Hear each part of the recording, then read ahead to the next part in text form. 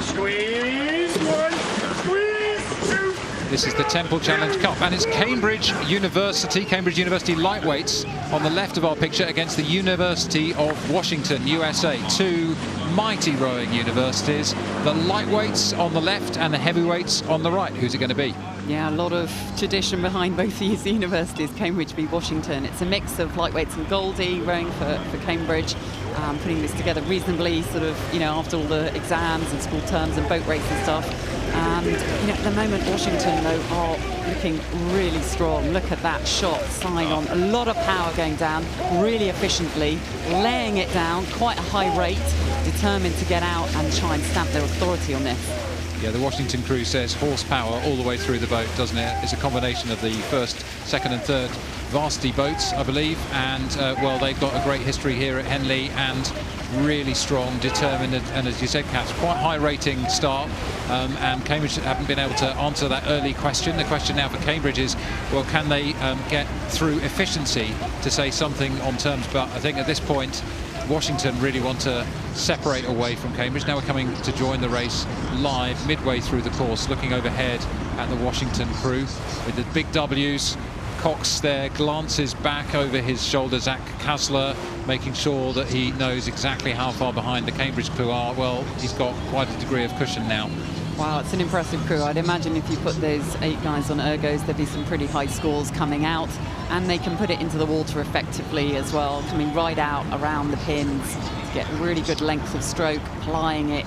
So again, great stability in this choppy water, big guys, but really making it look straightforward as they apply the power. And it's a tough ask, isn't it, for Cambridge? They've come off the back of their boat races. There's then a bit of time where they get back into sorting their exams out, and and then they have to try and put this crew together for Henley. We've got a mixture of the crews, some of the guys who are in their first time that the lightweights have won for Cambridge, won the boat race on the Tideway this year, so really exciting for them.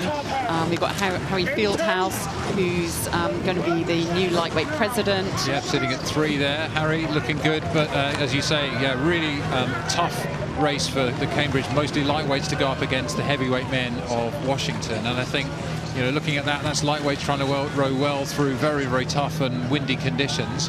And I think you could really tell the contrast with the Washington crew, just the amount of power, but also the way they made it look quite easy through these conditions. There's some experience there and some cohesion that gives them that platform, which means that they're unfazed by the swirly winds and the swelling water. They actually make it look simple, don't they? And that's the thing about these top crews. You think, well, what's the problem out here? All this swirly wind and stuff. They just get that stable platform, and then they can work. You can see them really, the way they're arcing around their oars and on each side, again, getting really good length. The stroke man of Washington crew gets right out, around, over his feet and out, so giving great length to his crew. Yeah, really good call. I think that's exactly right. Leading out the bigger men through the middle of the boat. That stroke. Quinn Cooney behind him, Blake Bradshaw in Washington, Niels Vorberg at 6, Robert Humert at 5, Pablo Matan at 4, Harry Fitzpatrick at 3, Harry Hall at 2, and Maxwell Hyde at bow and air, urged on towards the line by their Cox, Zach Kasler. So the big men of Washington coming through the enclosures now. Really impressive row, but it's great to see Cambridge putting crews together. It's tough after the boat race, so it's good to see them getting ready. Their boat race season's already started. Yeah, and a lovely final attack from the Cambridge crew there as they close the distance on Washington again. Valiant effort, really impressive effort by the Cambridge crew, who all have been doing exams, as you say, just recently. But University of Washington, strong performance there, beating Cambridge University in the Temple Men's Student Aids event.